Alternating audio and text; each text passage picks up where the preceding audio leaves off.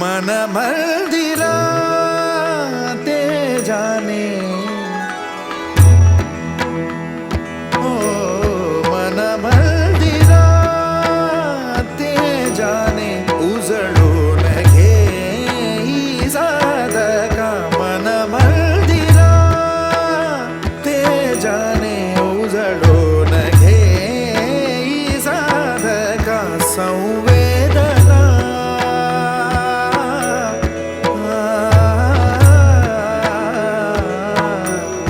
संवेदना संवादे सहवेदना जपदाना मन मंदिरा ते जाने उजळून घे साधका मन मंदिरा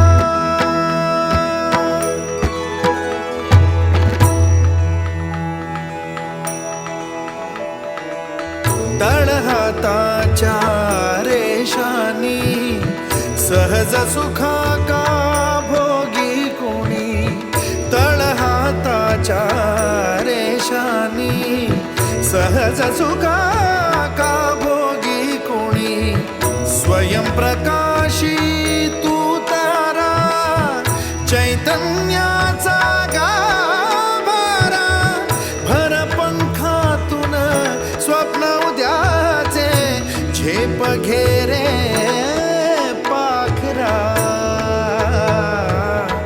उजळून घे साधका मन मंदिरा ते जाने उजळून घे साधका मन मंदिरा मन मंदिरा मन मंदिरा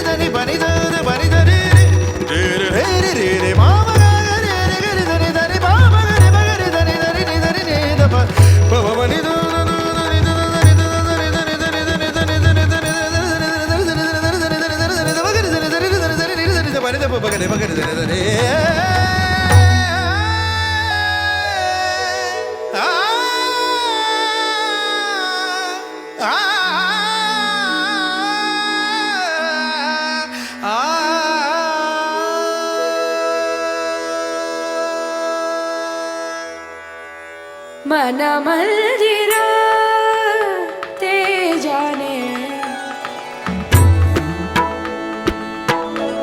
मन मंदिरा ते जाने उजळून घे साधका मन मंदिरा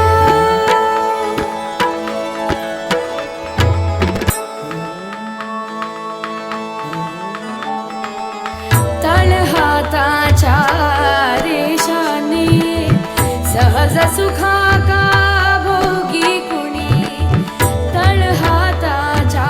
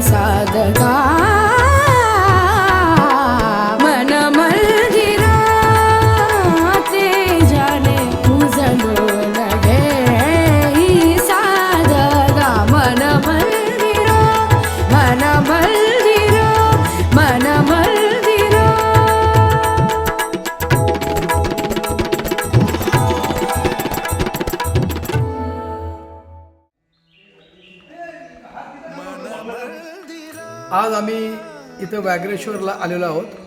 ही व्याघ्रेश्वर अतिशय उल्लेखनीय, अतिशय नावाजलेलं असं पेण तालुक्यातील फार जुनातन असं मंदिर आहे.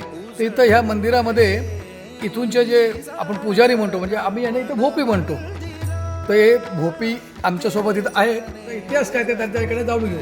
नमस्कार भोपी दादा, तुमचं संपूर्ण नाव? अनाजी मारुती नाटमे. 60 वर्षे झालेली आहेत. तिथनं मी सेवा करतोय.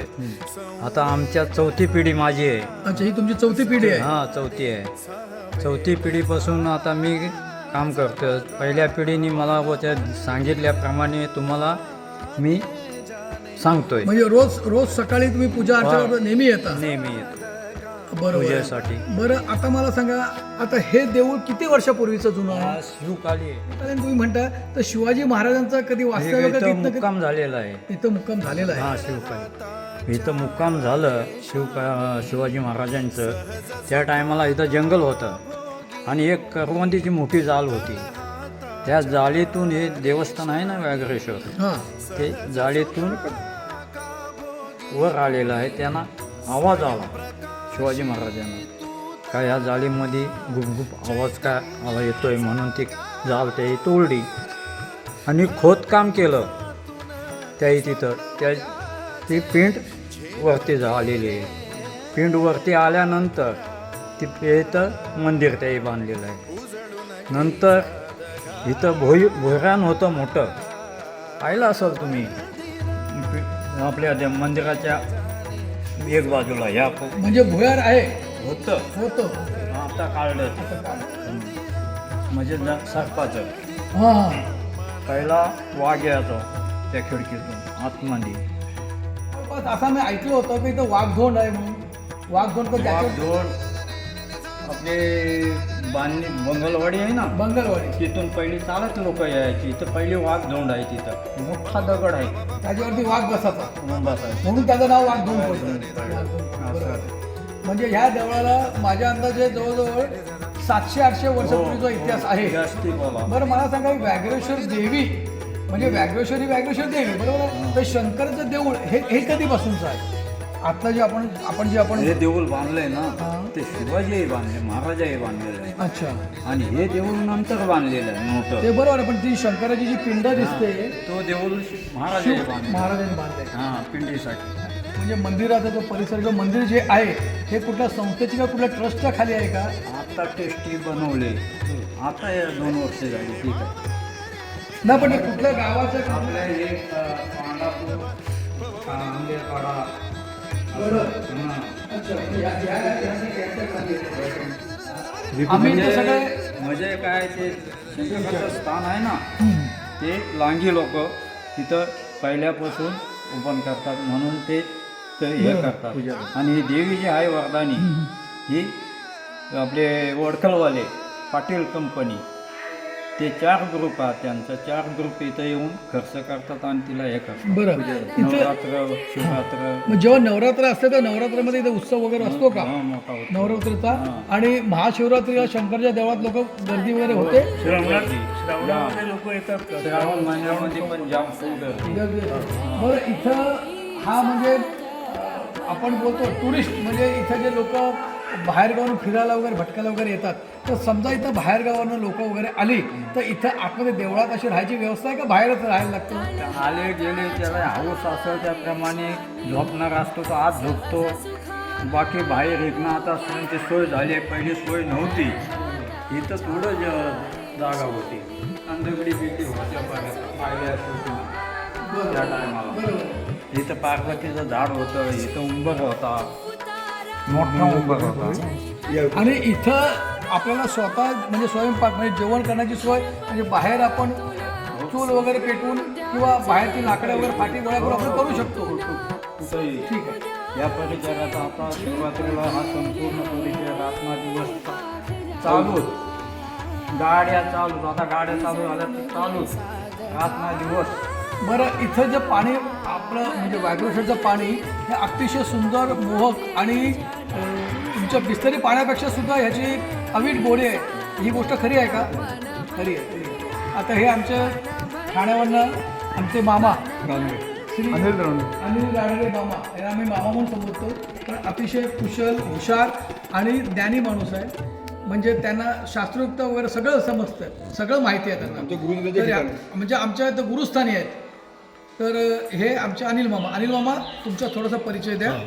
मी अनिल रानडे ठाणे येथे सध्या राहतोय आणि मी या हा मला देवाचा छंद किंवा देवाबाबतच्या काही गोष्टी ज्या आहेत, उदाहरणार्थ मी शिर्डी पदयात्राचे अरेंजमेंट करतो.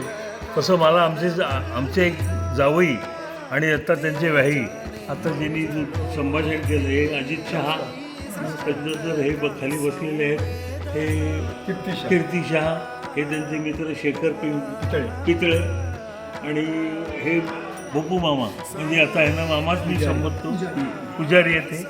60-65 वर्षापासून यांची सेवा करण्याचा त्यांचा विधी आहे. हे दाखडण्याजोगं आणि अशा ठिकाणी जिथे वाघ आहे, जिथे नाग आहे, हे आपण जे सगळं वैभव बघतोय हे आत्ता झालेले गेले 3 वर्ष किंवा 4 वर्ष असं त्यांचं म्हणणं आहे. मला वाटतं आपण जसे काही ठिकाणी जातो व्याघ्रेश्वर किंवा या नावानी किंवा आपल्याला जर आहे तर इथे आपल्या रानडे परिवार, रानडे कुटुंबानी किंवा जोशी कुटुंब जो आपला व्याघ्रेश्वर परिवार आहे त्यांनी इथे येऊन याचं दर्शन घ्यावं. आणि यांचा नंबर मी आपल्याला हे करतो. इथे येण्याचे कठीण मार्ग आहे. पाचगणी किंवा तुम्ही ह्याला जाता, इथे पाचगणी नावाचं गाव पण आहे. हां, महाबळेश्वरला जाता तसं म्हणजे जसं पोलादपूरकडनं जायचा रस्ता जेवढा कठीण आहे तेवढाच कठीण रस्ता इथे आहे. किंवा माथेरानला जाताना जो रस्ता लागतो वळणाचा खूप कठीण आहे. येऊ शकते, ट्रॅकिंग पण ट्रॅकिंग पण करू शकता. 16 किलोमीटर पेंटपासून आहे अंदाजे आणि बोरगावपासून मला वाटतं 12 ते 14 किलोमीटर अंतरावर आहे. मोपीदादा हे इथे समजा आम्हाला काही आमचा काही कुलाचार करायचा असेल व्याघ्रेश्वर या नावाला तर त्याची परमिशन कोणाकडनं घ्यायची किंवा काय असेल तर ते आम्हाला तुम्ही सांगा. आता परमिशन घ्यायला तुम्हाला हे लांगे हां बरोबर. हां, मेन डोंगर हे नावाने खूप प्रसिद्ध ठिकाण आहे. म्हणजे जसं लोक पाचगणी महाबळेश्वर म्हणतात तसं हे पेणच्या आसपासचं असलेलं खूप मोठं ठिकाण आहे. हे जे ह्याची मला वाटतं समुद्रापासून उंचवटी नाही म्हटलं तर 600 ते 700 3,000 फुटावर म्हणजे एवढी उंच आहे. 500 पिंड्यातच आपण. बरं, मी एक प्रश्न तुम्हाला विचारतो की काशी किंवा हरिहरेश्वर अशा पद्धतीने जे आपण तिथे जाऊन मनुष्य जेव्हा विधी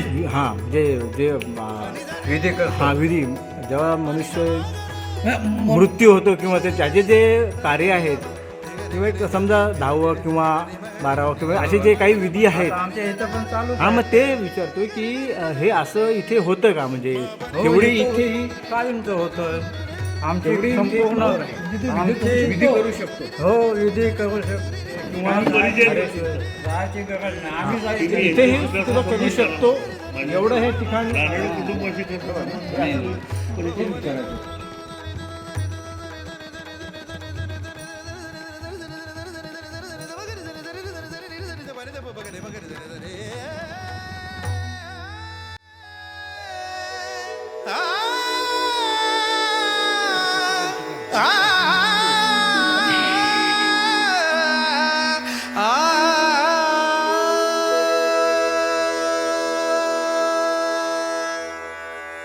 मन मंदिरा ते जाने,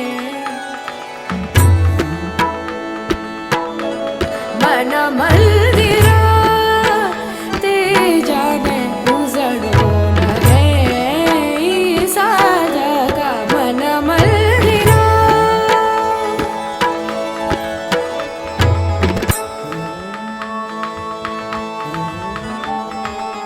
तळहाताच्या रेषांनी सहज सुखा का भोगी कुणी.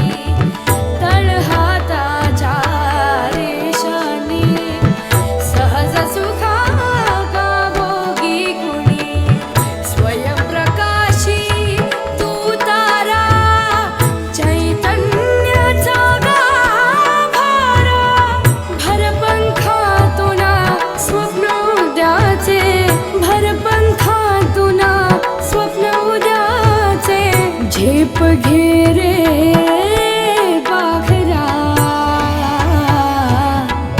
झळून घे साधका